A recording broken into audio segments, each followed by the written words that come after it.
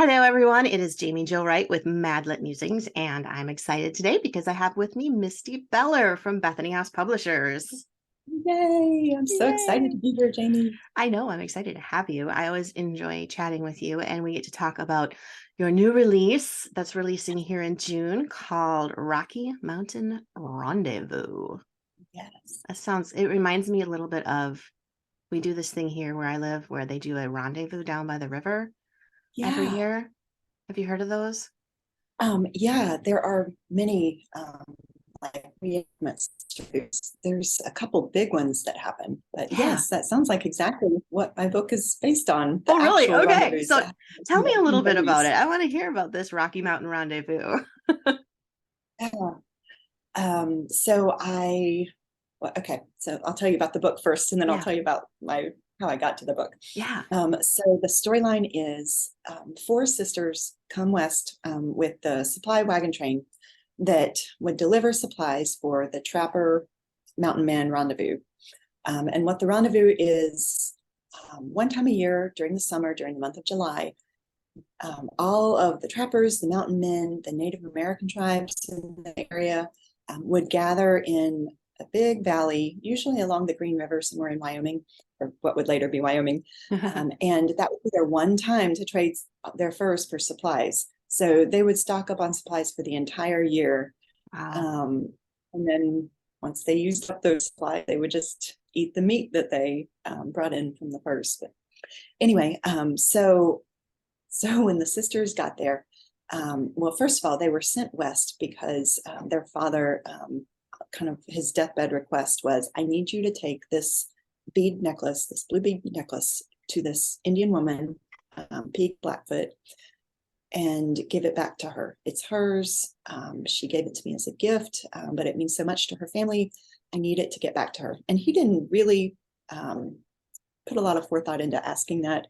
And I think that he didn't really think that the sisters would go west with it by themselves. I think they thought that they would send the solicitor, Yeah. hire someone. But they decided, you know what, we're gonna fulfill this wish ourselves. It'll be an adventure. Mhm. I've said that before, and it is always an adventure when I say that.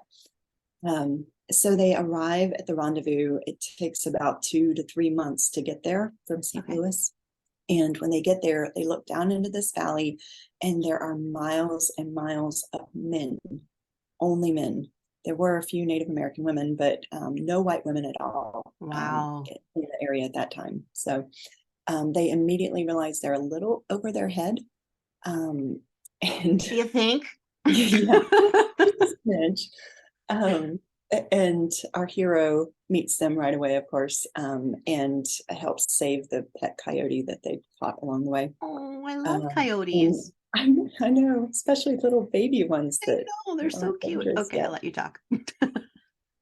So he realizes the danger, even the danger that they don't realize, and kind of steps in to help them with their search. And I won't give away spoilers, but the storyline follows their search to find this elderly Native American woman, Mm. and it's fun. It's really neat because the sisters are staying at the rendezvous while they kind of spread out and search Mhm. in different directions. So we get to see the fun of the rendezvous through much of the book. That's so cool.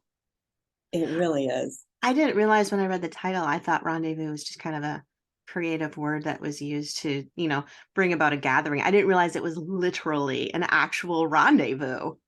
Yeah, yeah. I don't think that's the source of the word, but it was definitely back in those Yeah, days when you said the rendezvous, everyone knew it was the Trapper Rendezvous out west. So that's so cool. I love that. So what you said that you kind of came into the idea. I want to hear a little bit about this story behind the scenes. yeah, so I love to read firsthand accounts from that time period. There's Mhm. so many really cool trapper journals that the the trappers would just write down everything they did that day, and they're really incredibly fascinating. Um, Osborne Russell, I think, is the name of my favorite one, but I've just read Okay. so many, or listened to the audiobooks actually is what I do. Oh, that's very And helpful. Yeah. yeah, yeah, so I can do it while I'm cleaning or whatnot. Right. Exactly. but I kept hearing about the rendezvous and just what wild places they were, how there's so much horse racing and shooting and just these crazy stories that would happen at the rendezvous. Um, there was even a time that a rabid wolf got into the rendezvous and Oh, she bit all these people before they shot her. ugh. And so then like all these Lord. trappers went crazy, Right, crazier because than they they didn't have already like were. treatments for rabies back then, I would No, not at assume. all. Not especially not out west where there Yeah. really weren't even trading posts at that point. You know, Um, that's actually one of my trigger worries, which is the dumbest thing, is that I'm going to get bit by something that's rabid and I'm not going to know it. And then I'm going to get rabies and then I'm going to know I have rabies. But by then it's too late and I'm just going to die this slow, rabid death. Anyway, that's my brain. well, well, that's why you write the kind of stories you write. Yeah, I probably don't even need to get rabies. I'm already well on my way to losing my mind. Anyway, okay, wow, that's an actual true account, though. Yes, it is. And I actually got to include it in the book, but my line editor she put a note there and said, 11 people, really? Is this a true story? Or is it a little extreme, maybe? I can't remember if I turned it down a little bit because there were several things that I turned down just because they were like they felt over the top, even though they were real life. You know, I've been in situations where I've said, you know, if I wrote this in fiction, my editor would tell me to take it out because it's not believable. And yet it's Yeah, real life. Yeah. yeah, Uh-huh. exactly.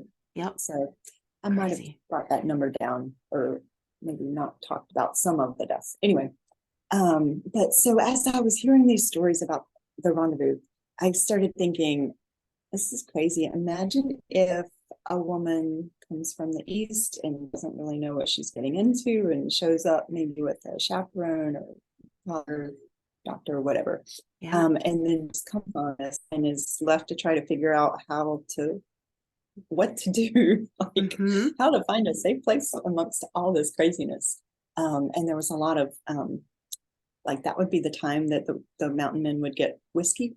Oh, So there would be a lot of rambunctious yeah. rambunctiousness. Um, so anyway, I that was just it was one of many possible ideas I pitched to Bethany House, my editor there, and that was the one they came back with. Wow. But I actually pitched the idea for um, I think Four Sisters was what I originally pitched Okay. because I have four daughters, and my girls Oh, were saying, "Oh, Mom, your next series should be about four sisters." So I like that. That's cool though. yeah.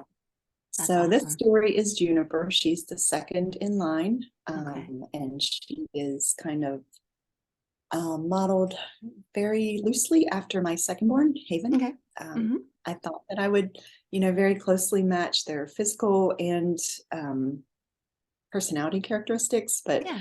as soon as I started writing it, Juniper took on her own life and her own personality. And Yeah. so she doesn't have that much to do with my Haven, but Haven is still an inspiration for her. So she got the dedication in that book. I was gonna say this book is dedicated to her, isn't it? Yes, it is. It is. That's awesome. I love that. So four sisters, does that mean there's going to be four books? One for each? There's going to be at least three books. Okay. Um, I'm I'm actually writing book three right now. Okay. Mm-hmm. I want to do a fourth book. It's not under contract yet, Mm-hmm. but the story has kind of been building in my mind, and I'm not going Percolating. to tell you anything else because Nope. it will spoil book one. But readers can rest assured that I don't think I'm going to be able to let it rest until there's a fourth book either. Mm-hmm. So, So either more to way, come. we'll get a story written at some point. Yeah, That's awesome. exactly. Awesome. So your book takes place in what year? 1837, So was which was Wyoming a state then or no, it no? was part of the Idaho territory at that point, Mm-hmm. which eventually split out into Montana territory and Okay. Nebraska territory, and some of the others that then split out later into states. So Okay. Wyoming was part of Idaho territory and then Montana territory before it became Wyoming. Okay. All right. But yeah, so the rendezvous started in the 1820s. I want to say 1825. I haven't looked at that date in a few months. So, Yeah. and they went to about 1840, and that was when they started to kind of die off. Okay. But 1837 was actually the largest. So, Was it? Okay. a fun year to start. Fun Yeah, year no for the kidding. sisters. No kidding. So that was kind of so basically I'm just trying to wrap my head around Wyoming Territory history. So basically the majority of the white culture in the territory at that point would have been trappers, and Yes. I mean there Yeah. would in the 1830s wouldn't have been like Western towns like we think of when we think about the Not Old at all. West. There really weren't even trading posts. There wasn't Okay. cavalry wasn't there at all. It was just really wide open still. Lewis and Clark came through in 1804 through 1806. Okay. So that was like the white man's first Right. major step into Right. that area. And Right. then so this would have been a little over 30 years after that. So Okay. there had been trappers galore who came, and that's why they felt the need for these supply wagons. Right. And the Whitmans, Marcus and Narcissa Whitman, Yes. and the other couple that they went with, Mhm. had already gone to Washington Okay. at this point. And the two women, the two missionary wives, were the very first white women to ever go through the territory.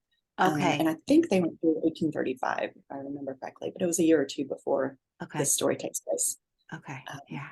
So yeah, it was very, very, very frontier. Yeah, Not very even pioneer frontier yet. and It yeah, was, very fresh too, probably even in relations between the Native Americans and the white men coming in. And I can imagine yeah. there was a lot of tentative, like, I don't know about this. No, it's really interesting. Reading the journals and the Mhm. firsthand accounts, I understand why there's so many different people feel differently about, some people lean so heavily toward, the Indians weren't treated badly. They, you know, I don't, Mhm. some people do still say that, even though Yeah, it's not quite true. But anyway, right. and others are just, completely of the other mind. Right. So reading the trapper journals, it seems like there really were some trappers just integrated seamlessly in with the Mhm. different tribes. And they would, winter with the tribes, and they would have names given to them by whatever tribe they were staying with. Sure. And sometimes they preferred specific tribes that were a little more open and friendly. Mhm.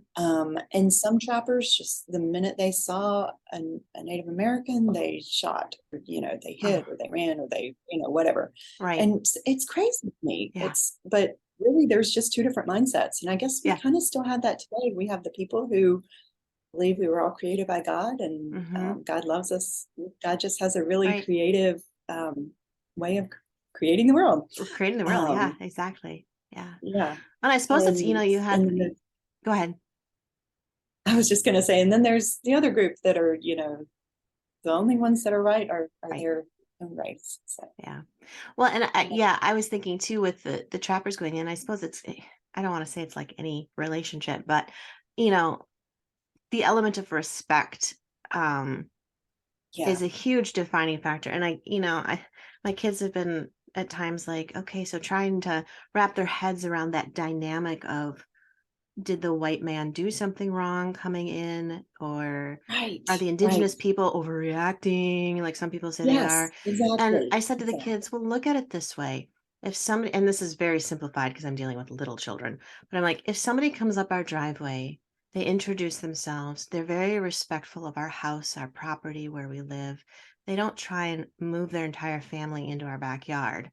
We're going to welcome them. And at some point, we might say, hey, why don't you come camp in our backyard and we'll make breakfast tomorrow morning? And then you Yeah. have the people who drive up your driveway and just start pitching tents. And you're like, get out. And they're like, no, no, no, we like it here. We're Yep. staying. I And said, then there's they a pull out a different, gun. and my kids are like, they can't do that. It's our, and I said, now you see. Yeah. Because I said, at that point in time, the indigenous people, that was their land, that was their home, and people were moving in. And I said, with, you know, progression of mankind and population of the world, it's kind of inevitable that people are going to infringe on each other's territories at some point. But I said, the matter of respect and what you give and show to people is Yes. such a huge defining factor in how things are received.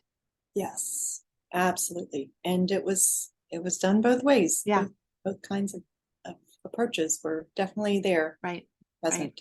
Yeah. And on both sides too. Really, when Yeah. you read the journals, and I know there's so many of them out there, and they are fascinating to read. I love reading like the I have a book. Oh, I'm looking for it right now, but I was just reading it. It's the Pioneer Woman's.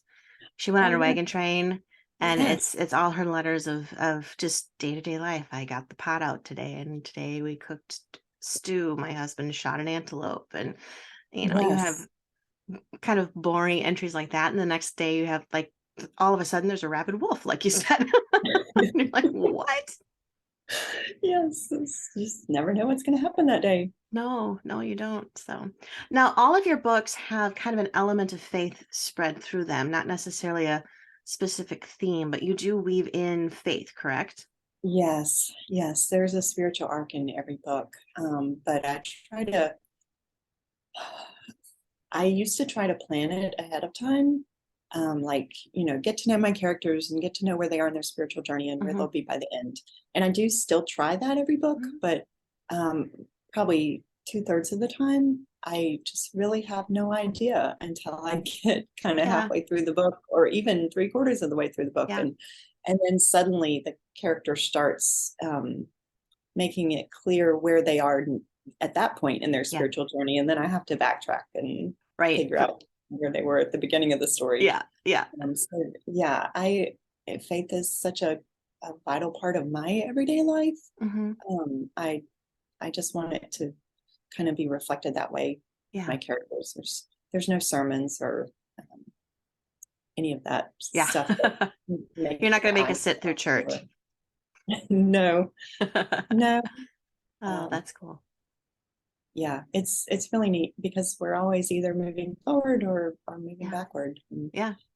one of the things that I love to include in the books is just all my books, almost all, are set in the Rocky Mountains. Okay. They're just so gorgeous, and the Hmm. majesty, and it's just um, and the treachery. They're Hmm. just really provide so many challenges, but to stand on top of one or near the top and to look out at just the awesomeness of God's Yeah, creation, that is so often, for me anyway, and for my characters as well, just becomes a spiritual experience. Like, yeah, how can you stand there and look at that and not look upward just a smidge higher to right, God, and right. know that He is real and Yeah, is really wants to be involved in our lives.